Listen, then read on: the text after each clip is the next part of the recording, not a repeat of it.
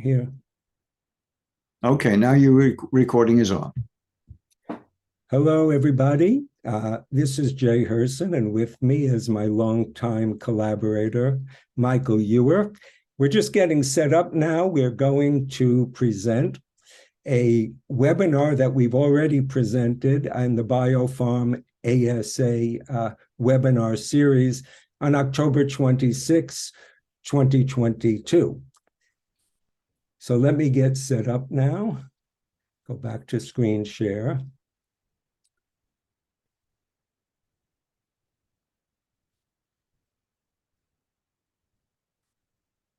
Look at that.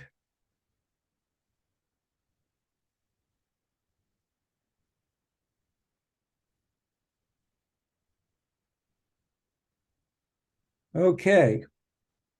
Michael, can you see everything okay? I see it fine. Thank you. Okay, good. The title of our talk is somewhat long. It's Cardiovascular Adverse Events in Oncology Trials. We're going to understand and appreciate the difference between clinical trial data and real-world reports, and we'll explain what all of this means now. But a little about my background first. I'm a long biostatistics PhD from Johns Hopkins. I'm adjunct at Johns Hopkins now in the biostatistics department after a long career in clinical trials, first at MD Anderson Hospital in Houston, and then in my own company, Applied Logic Associates, which is now part of Westat. Michael, you want to tell us a few things about yourself? We are noticing you have 3 degrees of freedom. Yes, and most recently a PhD in public health, which, by the way, was the nth degree. I did my medical training at the University of Basel in Switzerland, and then trained in internal medicine and cardiology in a variety of centers, joined the MD Anderson Cancer Center in 1978, so I've been there for more than 40 years. Came there with the idea that I would sort out some of the clinical problems with anthracycline cardiotoxicity, and it took a little bit longer than we thought, and I'm still part-time at the MD Anderson Cancer Center. Delighted to be here with Professor Herson today, and ready to get it going. And Michael is a little modest. He is a worldwide thought leader on cardiovascular adverse events in oncology. Now, although Houston has been a common part of our career, that is not where we met, because we never overlapped during, we did overlap at MD Anderson, but I did not encounter him then. Different departments, I guess. And, but we met in 4th grade at PS 173 in Queens.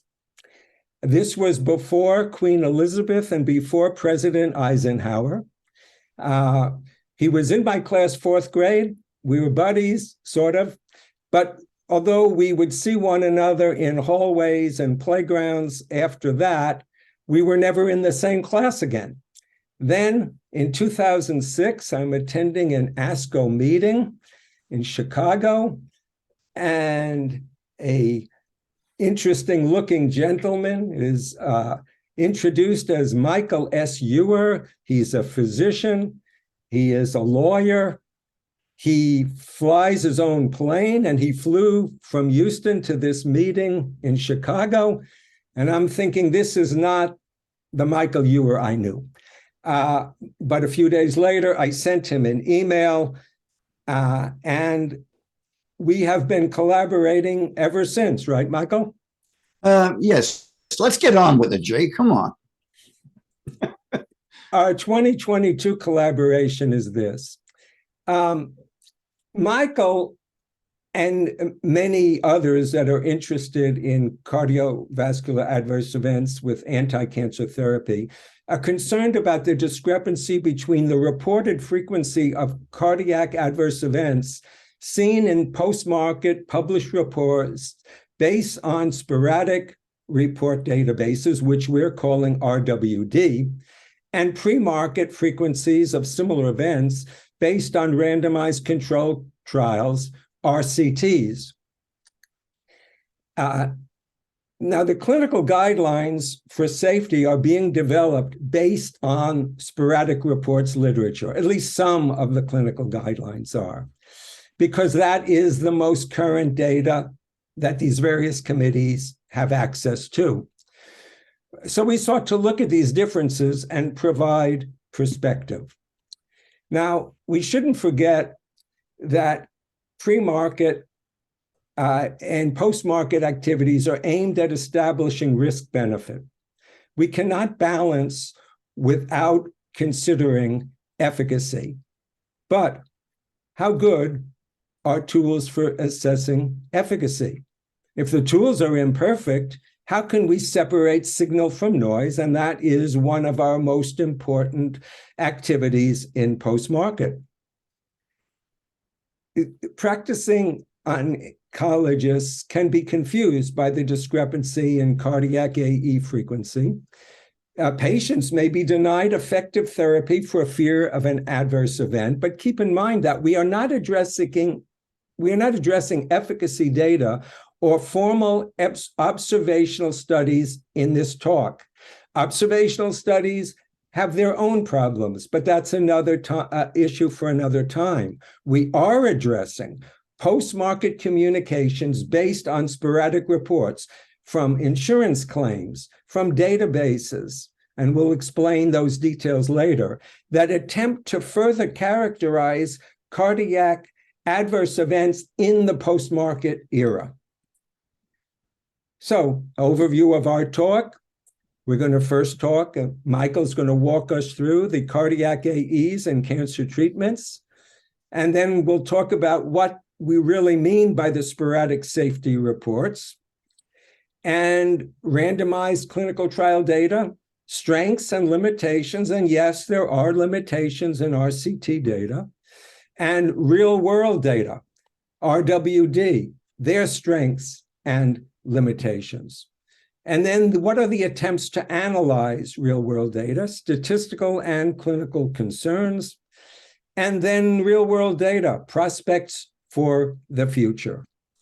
And final words, both statistical and clinical. And now, Michael, you want to take us through the real-world cardiovascular AEs we see in cancer treatments. Thank you, Jay.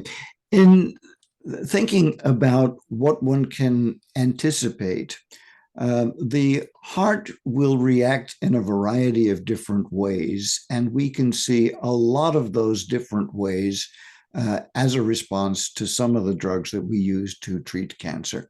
The ones that are most important are depicted on this slide. We can have rhythm disturbances. We can have rhythm disturbances such as atrial fibrillation.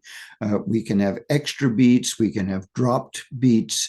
And then the big question, of course, comes with, yes, some of these rhythm disturbances also appear in the general population.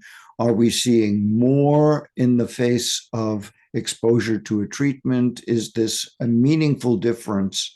And is it something that requires observation? Is it something that requires us to intervene? Or is it something where we can say, okay, let's move on?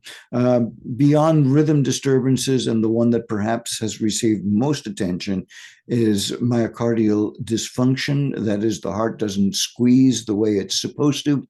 That can be caused either by the loss of myocytes, and we see that with some of the drugs that we use.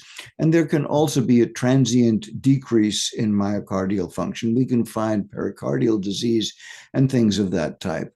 The cardiologist also is interested in vascular concerns, and we can see elevations and decreases in blood pressure. Both of those can be primary or secondary, and they can be permanent or they can be transient. We can also have thromboembolic events, strokes, pulmonary embolism, and things of that type. Okay, thank you, Michael. Next slide, please. Yeah. Okay. Go ahead.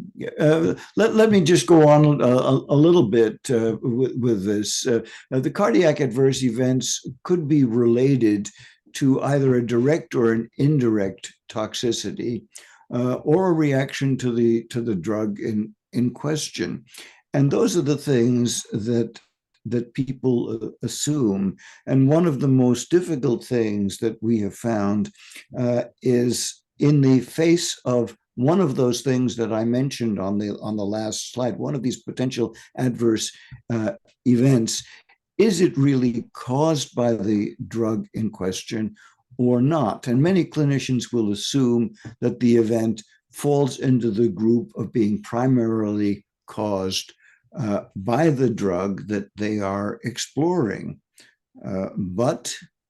And we move ahead, are they really true events?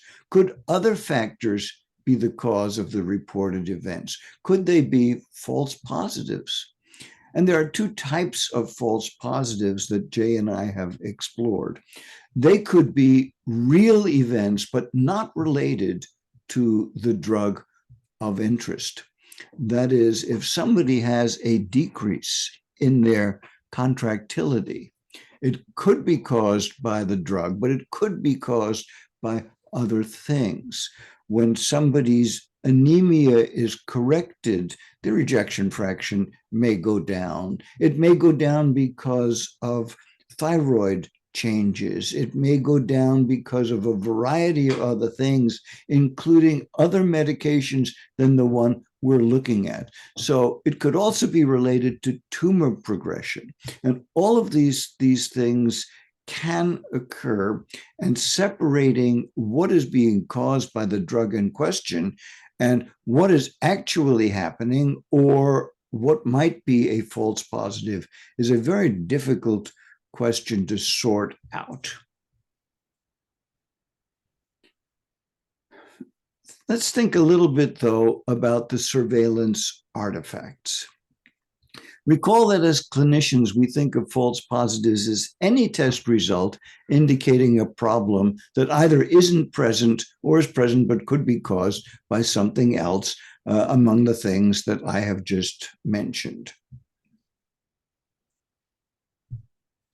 And going right along, surveillance artifacts or other false positives may be interpreted as adverse events and lead to clinical decisions that are costly, may be dangerous. If we stop a drug because we think that the drug has caused something, but in reality, something else has caused it, we can actually be doing the patient a great deal of harm. Thinking that a false positive result is a true cardiac event may result in the interruption of meaningful treatment. So false positives and false negative reports may be underappreciated.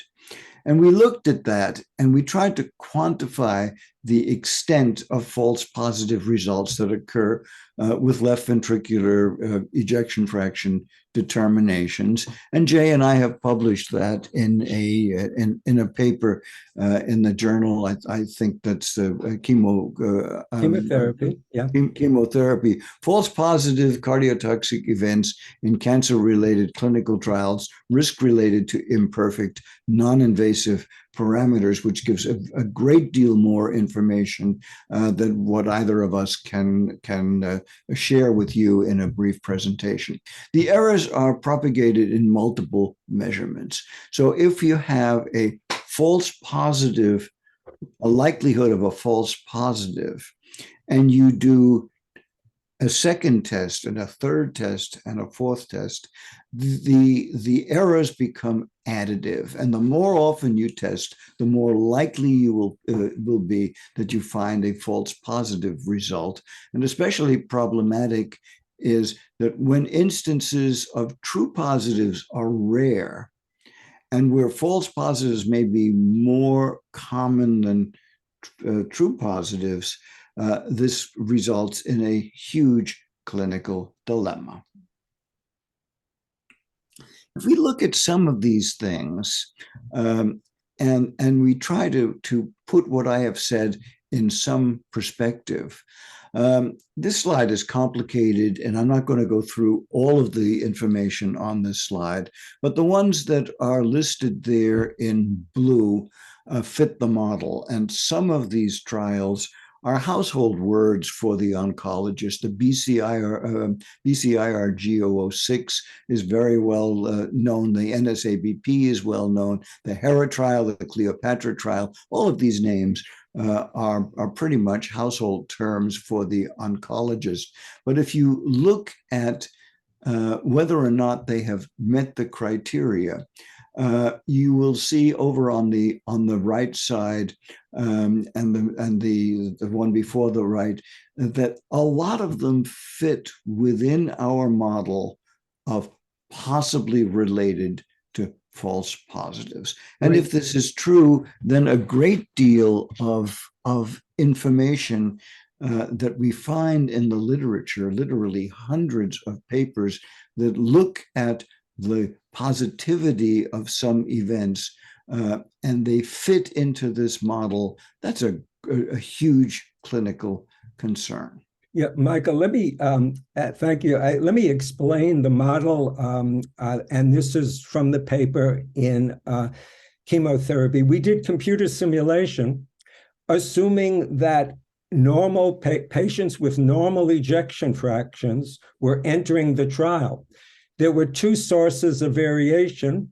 One was clinical issues, like if the patient had taken diuretics, if they have a white coat nervousness at the time of the measurement, and the other was just the known measurement error in the measurement instrument, either echo or Muga. And we found that just by chance alone, 3.6% of patients could have an ejection, an LVEF decline, as the second column here shows. And there's the 95% confidence interval. So 3.6% falls in that interval. However, there are two that are in black where it does not fall in the interval. However, in these two, the measurements occurred more often than in our simulation, 7 and at least 9 in those two trials. And that may be the only reason, because of the linear increase of getting a false positive the more times it's measured. Now, just think, an insurance claim, and we'll get into that more in a moment, but an insurance claim is filed. There is an LVEF decline, but it's the 10th time that this was measured on this patient. And so again, that could be surely by error. And then if the 11th time it's measured, there is no decline. Michael, what might the clinician conclude on the 11th measurement that was normal? What might they conclude?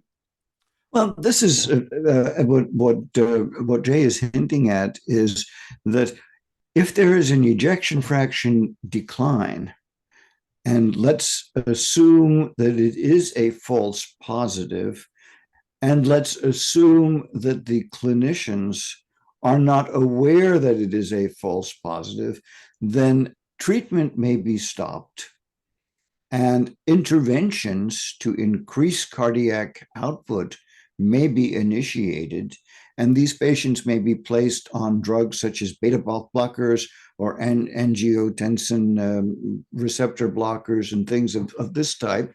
And then the patient comes back 3 months later and has an ejection fraction where the likelihood of a false positive is just as it would be in any of the others, and on a single determination, it's about 1%.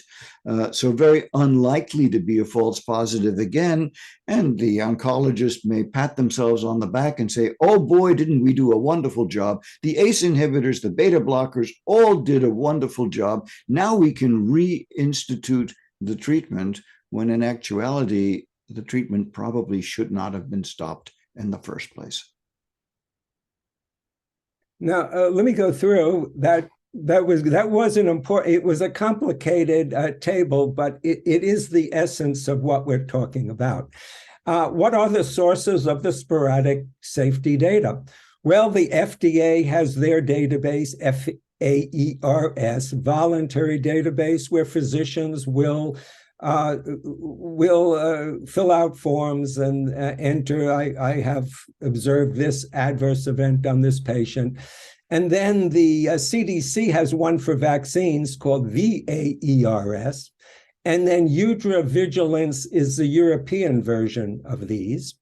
And also sporadic data come from insurance claims, including Medicare, the smartphone reporting, wearable devices, and social media, natural language processing. People are going through Google and looking at how many people who were on trastuzumab also searched for cardiac adverse events and things like that. And we are making a lot of progress with natural language processing, although I don't think that is the best way, at least yet, to address this problem.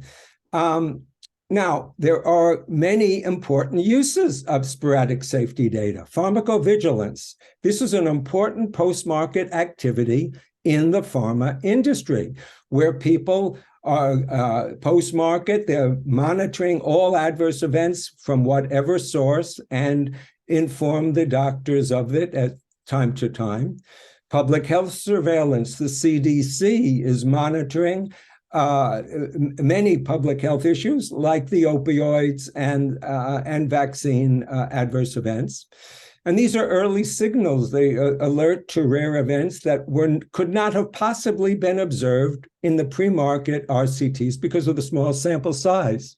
Now, FDA can, on the basis of pharmacovigilance, can remove from the market, make a black box warning, advise on dosage changes, or create a post-market requirement. Now, FDA, as I said, label extensions are possible. For a sponsor can use post-market for that. We might learn drug-drug interactions like paroxetine and pravastatin in the past. Long-term effects, which we couldn't learn in the limited follow-up time of an RCT. And we can use the data to design new trials.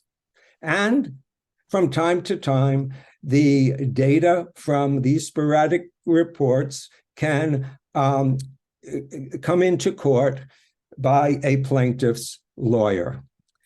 And from the CDC, again, from their surveillance, we learned that the COVID-19 vaccine was safe in children of those young ages.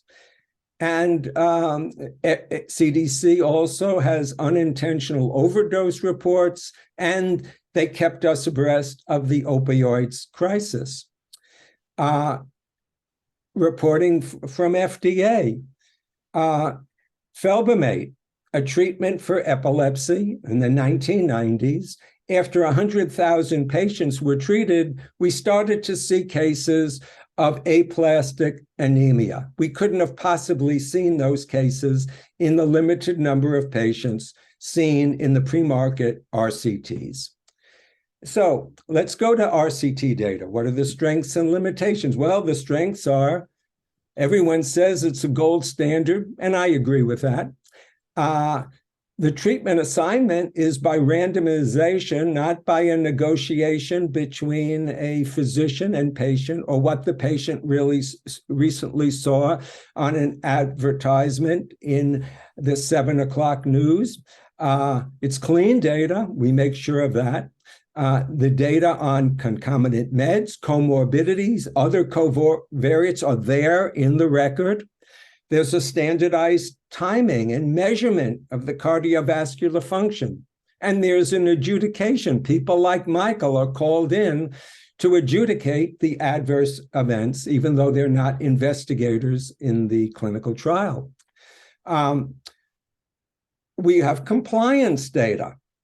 And we have exposure data. How long was the patient on the drug at the time the adverse event occurred?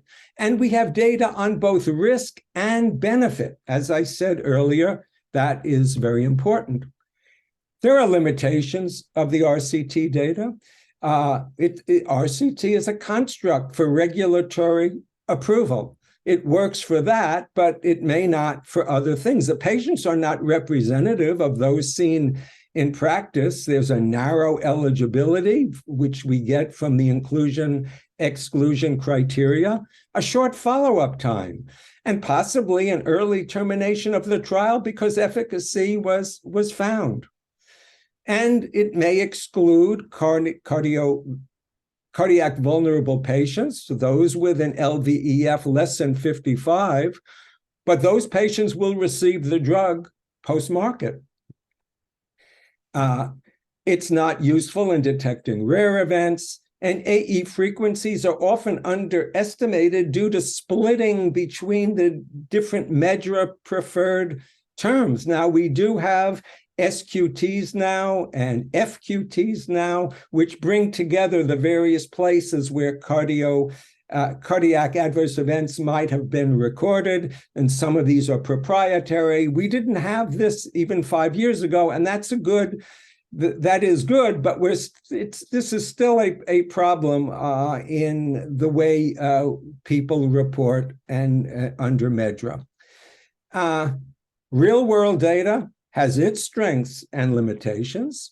Michael, you want to tell us about some of the strengths?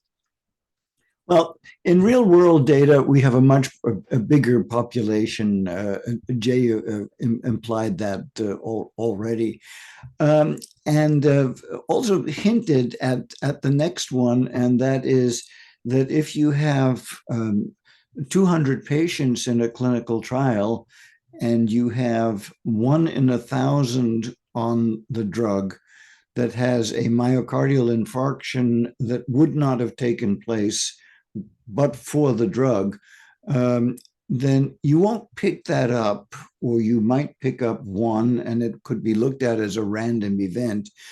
So really rare events don't show up because the trial is not big enough to pick these things up.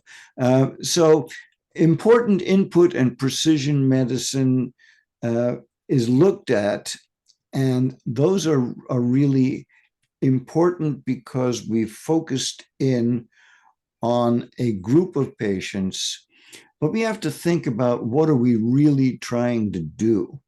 And in clinical trials of this type, we look at efficacy. In real world data, we're looking at a broader sense. And later on, I'm going to talk a little bit about how to balance these. But I think that the fact that we're dealing with a much broader population and the ability to find rare events is important. Sometimes, if we look at real world data, we find that the data has been de-identified.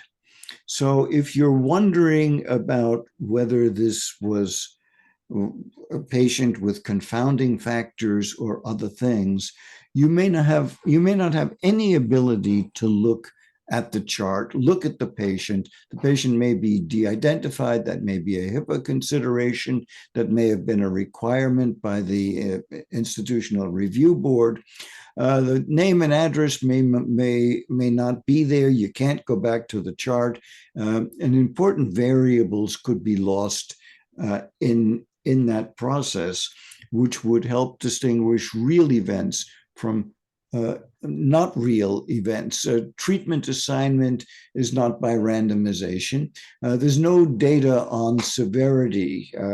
If a patient meets a certain criteria, they are uploaded into real world data, and one doesn't know whether they had a trivial event or a more serious event, and it's impossible to go back and look at that. No data on exposure, not only to the drug and how long, We look at, did the patient have an event, yes or no?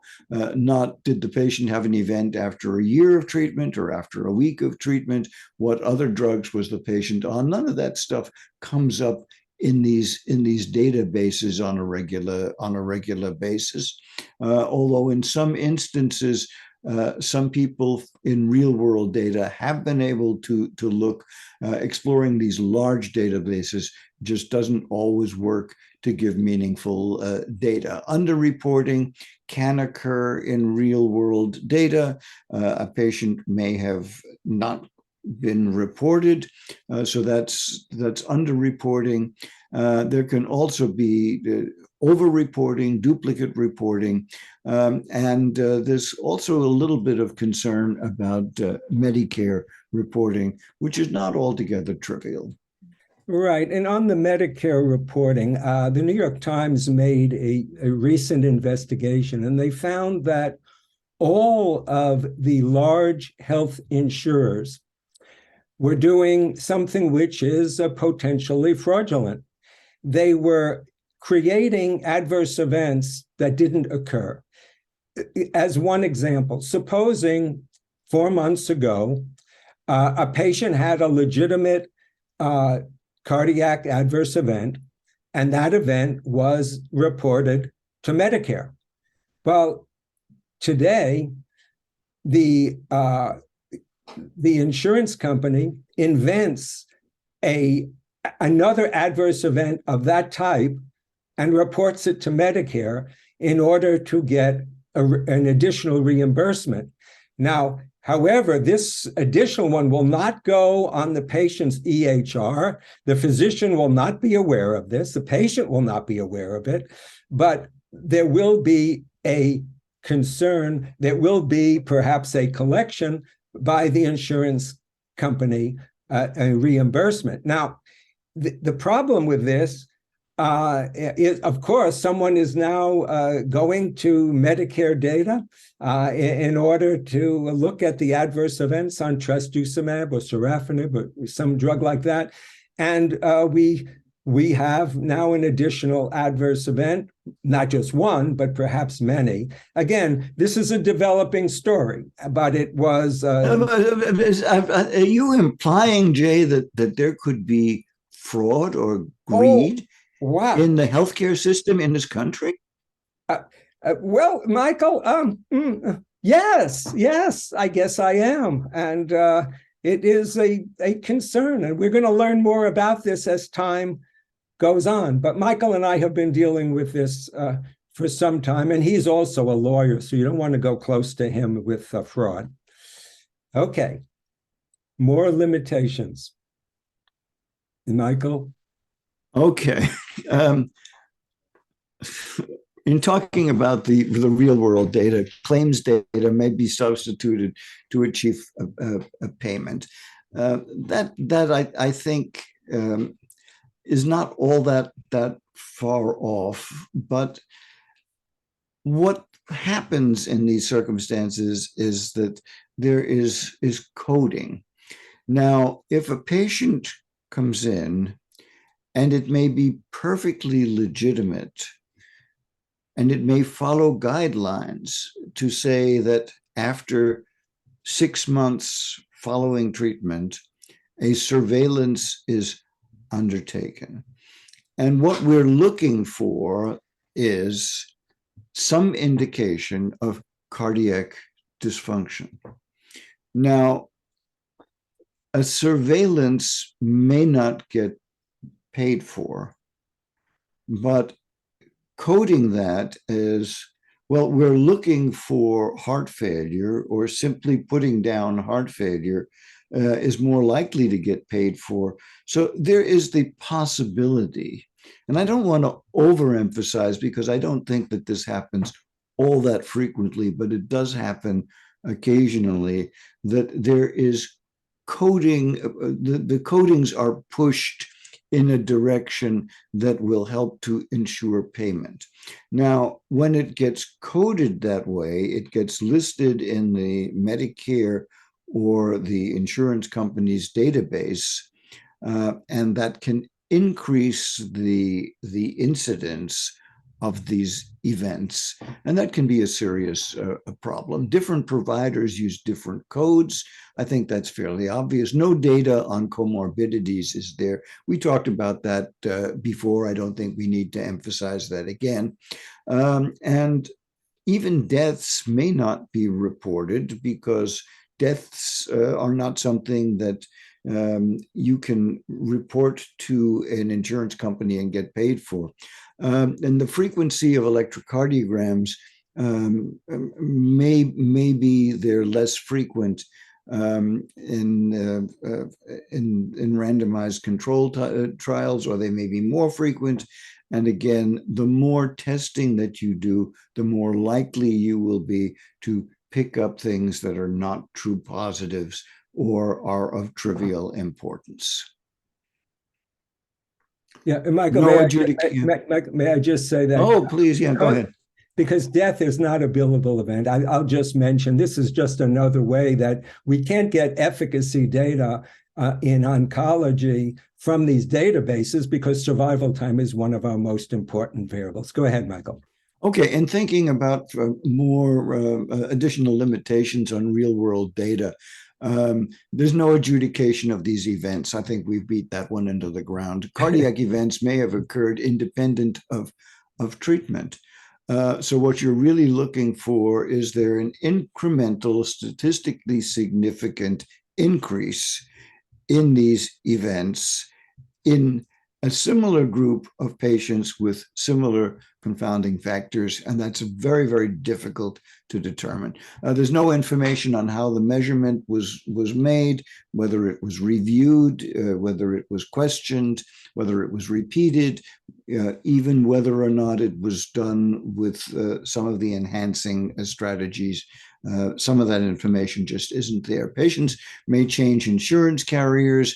When they change jobs, there can be a gap in reporting, or it can actually result in duplicate recording. And the frequency of surveillance is somewhat different. It can be more often, or it can be less often than in randomized clinical trials. In an ideal world, the limitations on the clinical trial data will become less relevant as clinical data from real world supplants it. And this would absolutely be there and be very, very important if the data were equally good. But it's not. It's different. It has different problems. It has advantages and it has disadvantages. And so that evolution isn't automatic, and we're not in an ideal world. In an ideal world, after a varying period of time, depending on the nature of the events, real world data should emerge as the gold standard for events and replace the data from randomized clinical trials. But it doesn't seem to happen, and there are sometimes small discrepancies and sometimes larger discrepancies. And the cardio-oncology community and the oncologists themselves are grappling with this and trying to figure out what to do and how to do it and how to interpret these differences. And hopefully it is studies and experts such as Jay, who from a statistical point can help sort some of these out so that meaningful decisions can be made for the oncology patient. Right. Thanks, Michael. I'm going to go through now analyzing real world data, how we do it. But let me say first, there are some recent events and initiatives which we will review at the end of this talk or toward the end of the talk, which will show that the ideal that Michael is asking for may be on the horizon. So stay tuned.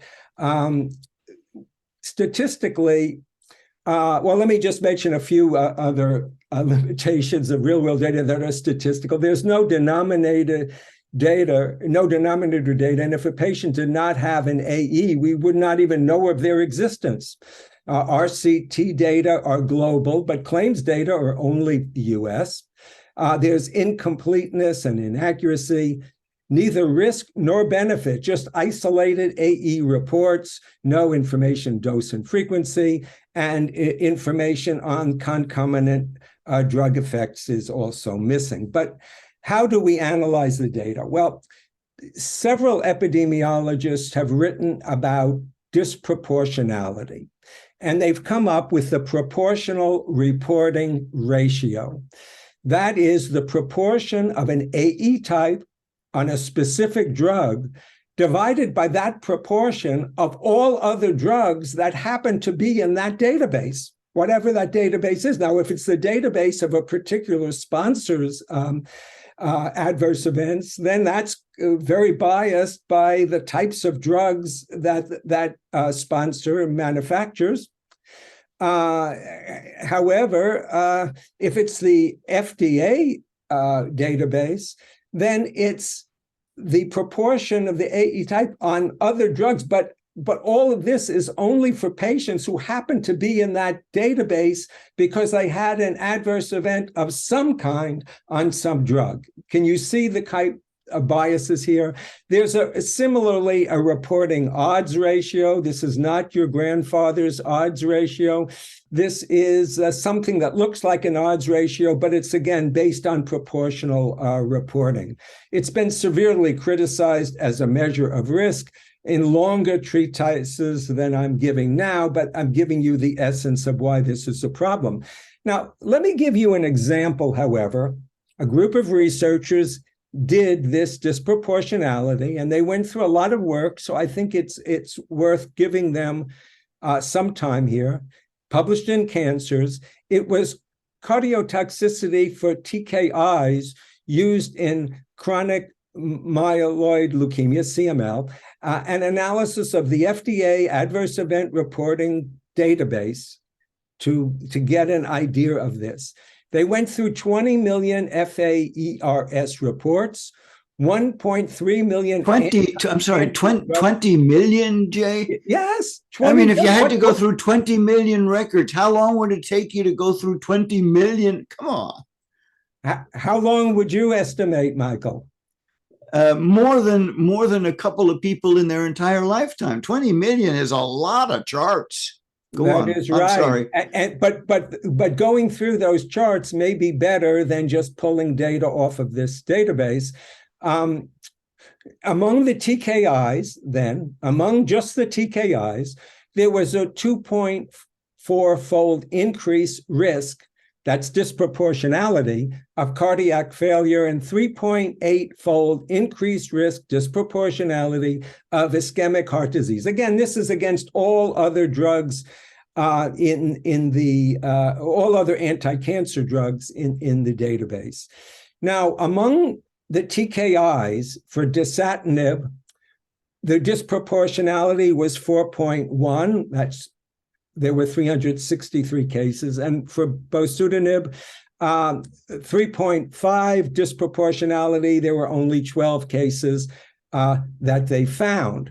Now, we tried to go back to original literature to find out what was reported in the RCTs for these drugs, and we couldn't quite find that the way those papers were written. These are not risks.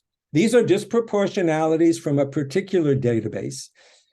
Anybody who has served, where I have served on a data monitoring committee, knows that I define risks as a number of cases per 100 patient years, then risk ratios to control groups. So a particular drug like trastuzumab to whatever the control group was, standard of care, and that's the ratio of two Poisson variates, and we can analyze that in various ways, including Poisson regression. I sometimes call that ratio a poor man's hazard ratio because it doesn't come from a Cox proportional hazard ratio model. However, it is a good estimate, and we can't do anything like that from these databases. Michael. Okay. Having said all of that and having some perspectives, couple of clinical concerns. Oncologists want to maximize the tumor response and prolong meaningful life. And I think if you ask oncologists what is the goal, they're going to say, we want to cure the cancer. And if we can't cure the cancer, we want to maximize tumor response and prolong meaningful life. If you ask the cardiologist who's involved in looking at these patients what their goal is, they want to minimize the cardiac effects and preserve cardiac reserves for patients who will live longer following really good cancer treatments that are available now for many of their patients. And if you think about that and you say, well, wait a minute, are these the same or are they different? And they should be very similar, because either one of these things, either recurrent cancer or heart failure, can result in the death of a patient, but they have a different way of looking at it. And sometimes they can be in conflict due to imperfect or incomplete data. So the center that has an absolute phenomenal track record, because they're over-aggressive in preventing cardiac problems, may not always be the center that has the best oncologic outcomes, because cancer treatments may have been curtailed in some settings. So that balance really needs to be looked at, and it's really, really important, because the different approaches of the two specialties are not always congruous. If we think about the paper that you just heard about, that Jay presented, it's useful in raising the questions about the use of tyrosine kinase inhibitors in this disease. Further investigation clearly is necessary to look at the risk benefit, but we can look at some other things. Let's go ahead with that.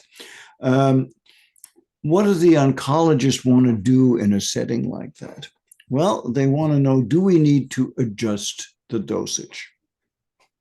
Well, if there has been a decrease in cardiac function or an increase in dysrhythmias, is adjusting the dosage the right approach? And do we have good data to suggest that this is really what we need to do? If we have data that is inaccurate, then we may actually be doing the patient harm. Should we be adding surveillance points based on some indication that there might be a problem? How do we provide alternate and potentially less effective therapy? Should we stop treatment A and go to treatment B, knowing that treatment B might not be exactly as good as treatment A, but may have less cardiac problems or other medical problems? And the CML paper doesn't answer these questions, but could lead to unfortunate changes in a clinician's practice that might really result in decisions to the detriment of our patients. So perhaps we need more post-market RCTs. And what about comparative effectiveness studies? The comparative effectiveness studies, they take a wide range of patients, post-market, wide eligibility requirements. However, we used to call these large, simple studies. However, it is not of the interest of any pharmaceutical firm to do this. They've already gotten their approval. So who will sponsor this? Sometimes NIH has sponsored trials like this where there was a particular question, but that doesn't happen very often. But lack of these types of studies incentivizes people to do research on existing databases because they want to learn. Now, 7 years ago, trastuzumab was approved, or however many years ago. what is the situation today? So, okay, we'll go to the FDA database, we'll go to the Medicare database. Now, we can refine AE risks in an RCT. We can do a meta-analysis of several trials, preferably random effects models on individual patient data, not aggregate data. I don't like that because we're never sure we're getting the same data from just publications. There has been for many years, the Early Breast Cancer Trialist Collaborative. It was started by Sir Richard Peto. I think he's still involved. And this is many large institutions like MD Anderson, Memorial Sloan Kettering, pooling their breast cancer data and doing an analysis in order to what progress are we making in efficacy every 5 years, but also what are the risk benefit? What are the new adverse events we're finding now that we didn't see in the earlier treatments? We need more of that. Now, is there a way of for real-world data to bring that together, several sporadic reports of a specific AE type, like congestive heart disease? If we had that, we might at least apply the James Stein shrinkage estimator and its close cousin, ridge regression, to under the justification that we want to pull the rates toward an overall mean, under the justification that we've only observed one instance of a repeatable event. What that repeatable event is not clear. That's why the interpretation is not clear, but we might get a more reasonable estimate if we do shrinkage and we had several several sporadic reports on an AE, somewhat analogous to meta-analysis of RCT data.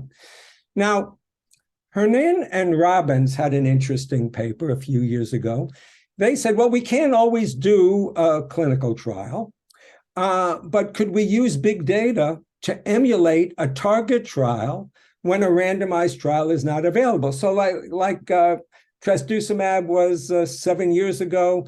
There's no good data coming from these databases, but can we go to the databases and create a clinical trial from the data that we have and then make the comparison? Well, they go through an emulation plan. You see the protocol components that what they're saying here is if we go into the Medicare data, we go into insurance claims data, and we take only certain patients, only certain types of strategies, et cetera, then we would have data that resembles a clinical trial. We think that is where there's not the appropriate risk benefit. We don't include those types of sources.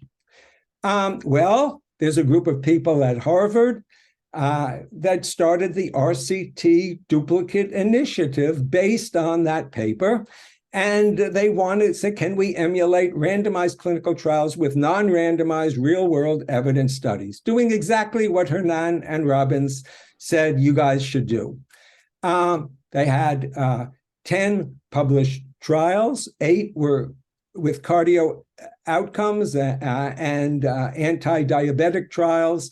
2 were antiplatelet trials, 7 placebo-controlled, 3 active-controlled. They emulated each trial with patients selected from medical claims databases, and they didn't do very well. They did not do very well. Now, this is their first attempt. They're continuing this, but they really couldn't actually emulate the randomized clinical trial results. Well, there's some promise. Record linkage for each sporadic event report from an insurance claim database. Can we link that to the patient's complete EHR? Hey, that's a good idea. Where there are data on comorbidities, concomitant meds, and EKGs. And we can also perhaps link to the cancer registry where this patient is, and then compare different treatments. And we may find, and we can eliminate duplicate claims of the same AE if we can do this. AI and machine learning and natural language processing. These aren't just buzzwords. These methods are being developed as we speak and can be applied to this problem. Project OneSource is a new initiative by FDA, continuous efficient data transfer of EHR data to a common research format. That is, EHR data from all of these different institutions can come to a common research format. And some of this EHR data are post-market. And now when we get a medical claim for a cardiac adverse event, record linkage, we go now to the EHR in Project OneSource. There's a complete record, and we can see, was this actually reported on the EHR? Probably it was. Okay, forget the medical claim then.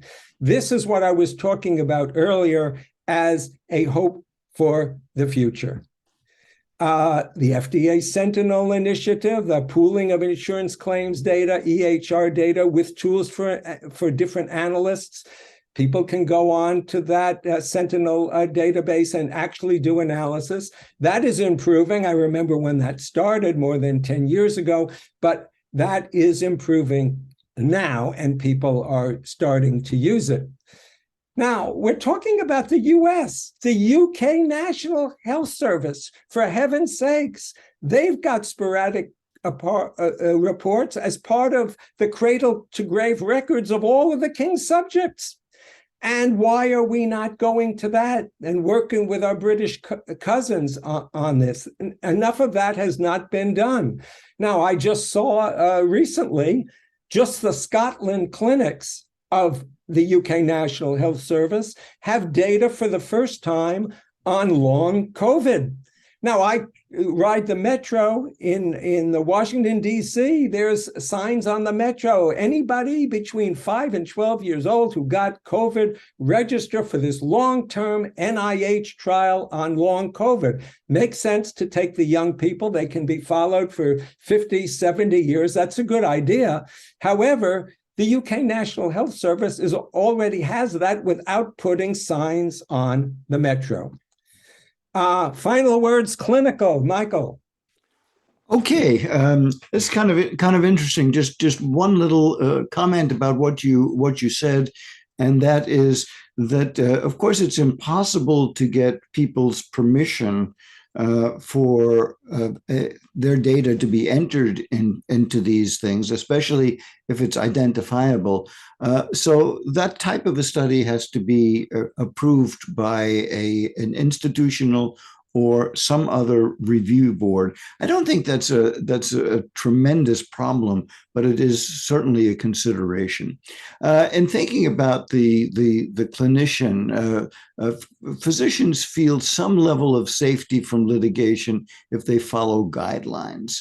So I want to mention just very briefly some thoughts about a guideline, and that is, if you have a guideline and you followed it, then it's going to be very difficult for somebody to say, you gave me this and something bad happened to me. And your defense is going to be, I'm sorry something bad happened, but I followed the guidelines. And therefore, I should be safe and have some protection because I did what the experts have said I should be doing. But if something bad happened and I wasn't following the guidelines, then somebody might ask, wait a minute, why didn't you follow the guidelines? And then the burden shifts to the provider to say this was such an unusual case and so different for the following reasons that I didn't follow them. So the question there is, do the guidelines that we sometimes see coming out of these studies, are they sufficiently powered and are they sufficiently correct so that physicians should have less choice in making the individual decisions for their patients because of concerns that, wait a minute, now that there's a guideline, I better be following it. And if the guidelines are wrong, it can take years to figure that out. We had a guideline many years ago, and that was to give intravenous vancomycin before dental work for those with mitral valve prolapse. And we've unfortunately overcalled mitral valve prolapse at the time, and we certainly overused antibiotics, and lots of clinicians followed the guidelines, not because they thought they were really great guidelines, but they thought, good grief, if I'm the one who has a patient that gets endocarditis and I didn't follow the guidelines, then I will be the subject of litigation.